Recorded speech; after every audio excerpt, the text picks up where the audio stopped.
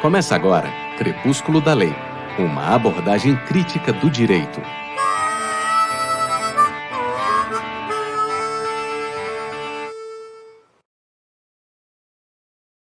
O professor Hans Kelsen, autor da famosa Rechtslehre, a teoria pura do direito, ele a publicou em 1934, ainda na Alemanha, muito embora fosse ele nascido em Praga, na Tchecoslováquia, mudou-se para a Alemanha, onde publicou essa sua famosa teoria. E, tal qual, sendo ele provavelmente o mais famoso jurista do século XX. Ora, dentro dessa teoria, o professor Kelsen, falecido em 73, conforme eu disse, ele cria uma instância de pureza para o direito, a partir de uma metodologia positivista. A questão dentro dessa metodologia positivista, que muitos até entendem ser algo bem vizinho da metafísica, mas é interessante observar que quando ele se muda para os Estados Unidos, na década de 50, naquele período do macartismo e da caça às bruxas dos comunistas, ele sente isso. E ele é interrogado por uma comissão macartista nessa questão de ser acusado antinacionalista e, consequentemente, ter alguma afinidade com o comunismo. Pois bem, a questão é esta. Logo em seguida a essa situação, a esse constrangimento, em 1953, em 1954, ele publica um livro crítico, esse aqui é A Teoria Comunista do Direito, de Hans Kelsen, um livro de 1954. Ora, ele então esclarece que quando publicou a sua Teoria Pura do Direito, se baseou numa dimensão normativa. Ele instalou o direito nessa dimensão normativa.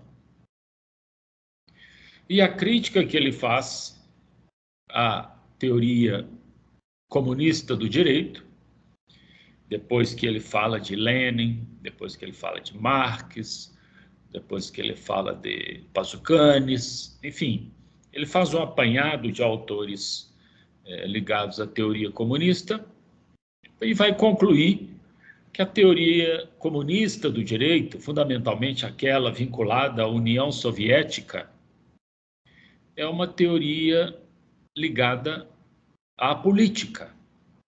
Ela é vinculada à política e distante do campo normativo. Ora, duas questões importantes nessa crítica do professor Kelsen. Primeiro, que quando ele escreve esse livro de uma teoria comunista do direito, ele deixa de lado o campo normativo, porque nota-se claramente que ele está sendo influenciado pela política da sua época. A perseguição do macartismo e a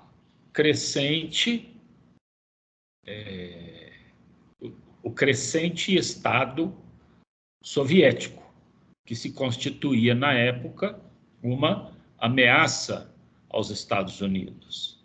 E os Estados Unidos, para fazer frente, como sempre faz, aos seus adversários os demonizam de alguma forma, e a opção escolhida foi partir para a caça ao comunismo.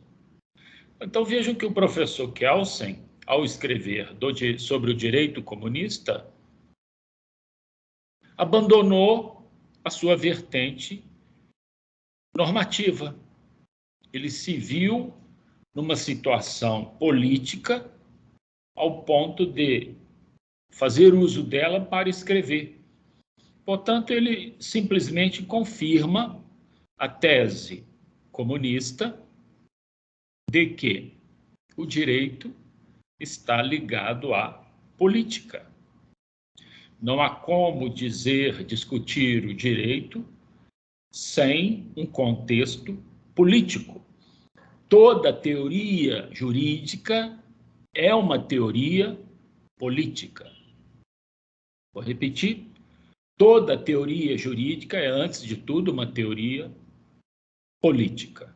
Então, o professor Kelsen simplesmente confirmou isso e expôs a fragilidade, que não deve ser confundida com falta de importância, de forma alguma, mas expôs a fragilidade da teoria pura, estritamente normativa de um direito.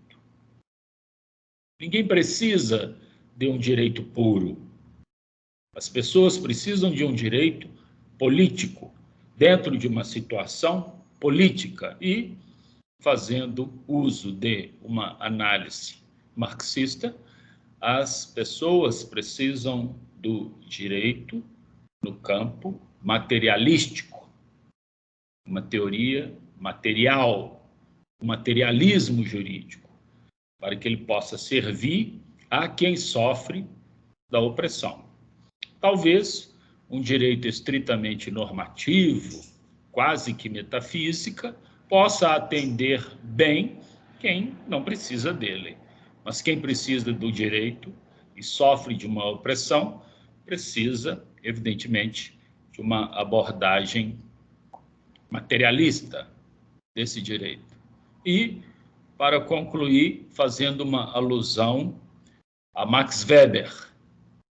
Depois que Max Weber escreveu sobre a ética protestante e o capitalismo, nem a religião pode ser mais considerada pura. Até a religião tem o seu contexto político.